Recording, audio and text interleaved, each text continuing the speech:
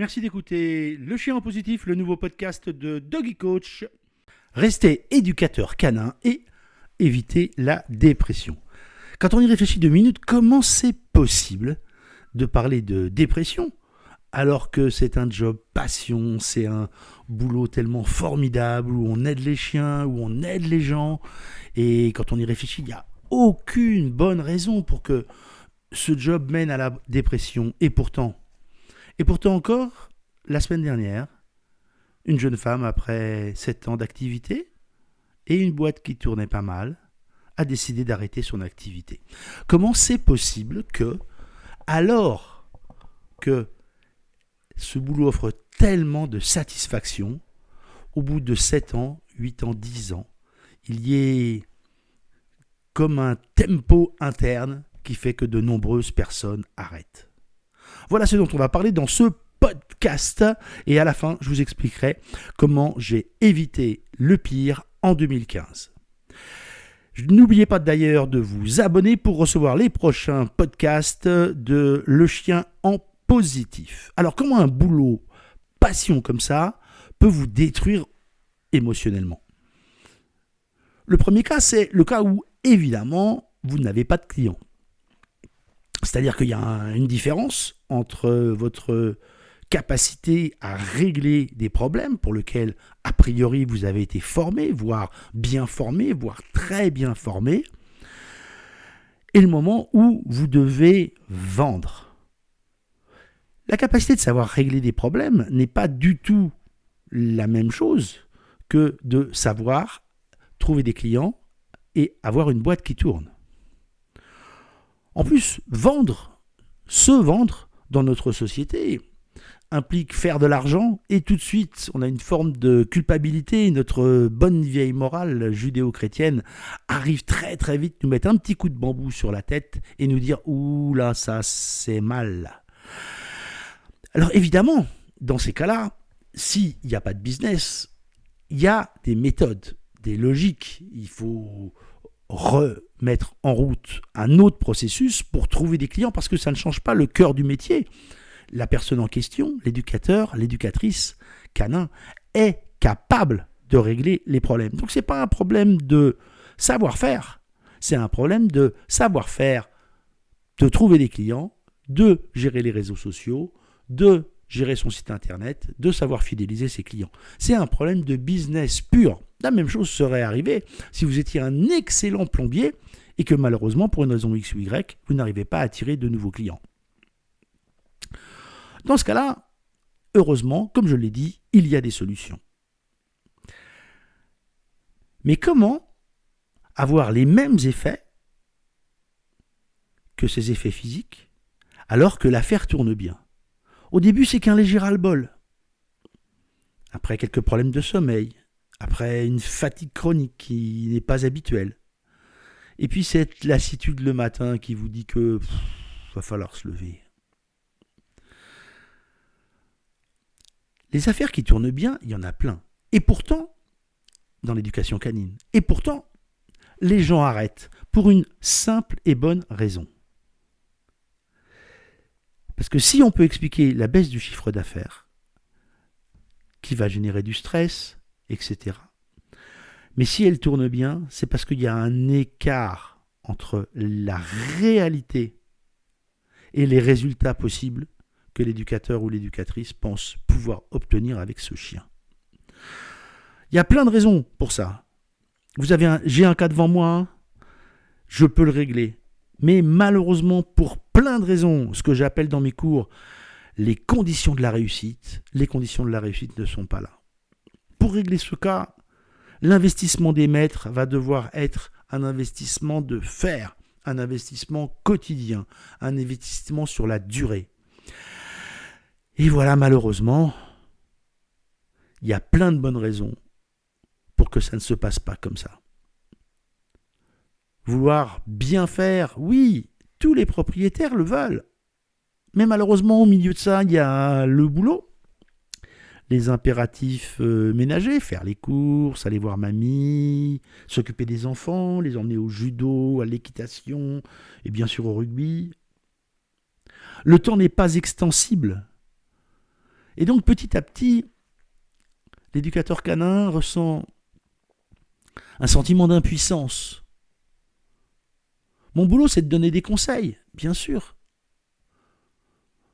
Mon boulot, c'est d'amener les gens vers le meilleur, vers l'harmonie qu'il peut y avoir entre le chien et les propriétaires. Oui, mais est-ce que pour autant, mon boulot, c'est pas aussi d'avoir des résultats? C'est pas seulement de donner des conseils. C'est pas seulement de prévoir un plan de rééducation. C'est aussi que celui-ci soit appliqué. Et le meilleur coach de la Terre peut accompagner autant qu'il le veut les propriétaires si ceux-ci n'arrivent pas à se dégager du temps. On se retrouve avec le sentiment d'impuissance. La réponse à ça, c'est de se dire « mais c'est pas mes chiens ». Et bien sûr que c'est pas mes chiens. Les propriétaires sont responsables de régler ou non le problème avec leurs chiens. Mais quand même, l'éducateur ressent quand même cette douleur. Cette douleur d'avoir bossé pour rien, cette douleur d'être inutile. J'en profite pour rappeler que si vous aimez ce podcast, vous devez absolument vous cliquer sur j'aime ou mettre un petit commentaire sur Apple Podcast ou autre pour que j'en fasse d'autres. Je suis comme tout le monde, j'ai besoin de mon petit renforcement positif. Comment j'en suis arrivé là? Et comment j'ai réagi surtout? Comment c'est possible que moi, tournant à l'époque 55 ans, dans la force de l'âge, j'ai envie de dire, ça c'est très drôle, j'ai pu ressentir tout ça. Alors je vous explique en fait, le moment où c'est arrivé, il est extrêmement précis. C'est arrivé fin août 2015. Août 2015, j'avais lancé la première formation pro en présentiel. Ça avait été un énorme travail. J'avais lancé pendant juillet et août des tonnes et des tonnes de stages. J'avais organisé à la fin du mois d'août un stage sur les chiens réactifs. Et vraiment, ça tournait extrêmement bien. J'avais fait 16 jours de formation avec tous les week-ends plus. J'avais enchaîné avec 2 jours de trail ball parce que mes gens m'avaient dit « ouais, mais tant que je me déplace, tu veux pas que, etc. etc. » Et là-dessus, un stage de chien réactif.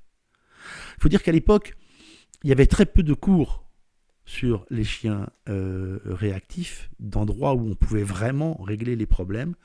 Et de ce qu'on appelle aujourd'hui l'Occitanie, qu'on appelait à l'époque Midi-Pyrénées, énormément de gens venaient jusqu'ici régler les problèmes sur mon terrain avec Motley en guest star, le chien zéro par excellence. Et là, j'ai été pris d'une fatigue terrible. Et cette fatigue, elle n'était pas comme la fatigue habituelle où je suis KO, je passe une bonne nuit de sommeil, 2 bonnes nuits de sommeil, et c'est reparti. Non, là, c'était même dans la journée où j'avais vraiment l'impression de me traîner. Et puis aussi, il y avait un autre truc. J'avais l'impression de ne plus arriver à me concentrer psychologiquement, de ne plus réussir à penser correctement. C'est là où je me suis dit qu'il y avait un vrai problème. Et ce que j'appelle parfois le blues de l'éducateur canin, ce dont je vous parle aujourd'hui pour éviter la dépression, c'est vraiment à ce moment-là qu'il faut prendre les décisions et essayer de sortir de cette situation le plus vite possible. Alors, comment j'ai réagi ? Qu'est-ce qui s'est passé à ce moment-là ? Eh bien, c'est extrêmement simple. Point numéro 1, j'ai annulé tous les stages qui restaient jusqu'à la fin de l'année. Tous. Et j'ai tout changé. 1. J'ai changé de vêtements, j'ai changé d'agenda, j'ai changé les horaires, j'ai changé l'organisation. J'ai rangé, j'ai jeté plein de trucs, j'ai racheté plein de trucs, j'ai changé. Le deuxième point, et je vous conseille de faire pareil, c'est de chercher votre sérotonine. Le sport, le yoga, quelque chose qui ne soit pas, surtout, en rapport avec le chien. Peu importe ce que vous allez faire. Pour moi, ça a été la marche à pied. J'ai marché, et ça vide la tête. Mais c'est pas parce que c'était bon pour moi que ça doit être bon pour vous. Il faut que vous trouviez le truc qui va vous permettre d'éviter la future dépression qui arrive à vitesse grand V. Troisième point, cherchez votre deuxième passion qui n'est pas une passion chien. Pour moi, ça a été, ça va vous amuser certainement, la danse country. J'avais envie de faire de la danse country depuis très très longtemps.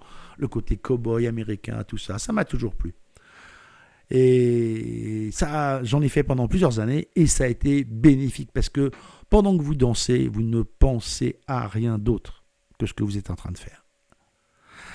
Et quand vous avez découvert vos nouvelles passions, quand vous avez cherché votre sérotonine et que vous l'avez trouvée, mon dernier conseil, c'est mentir.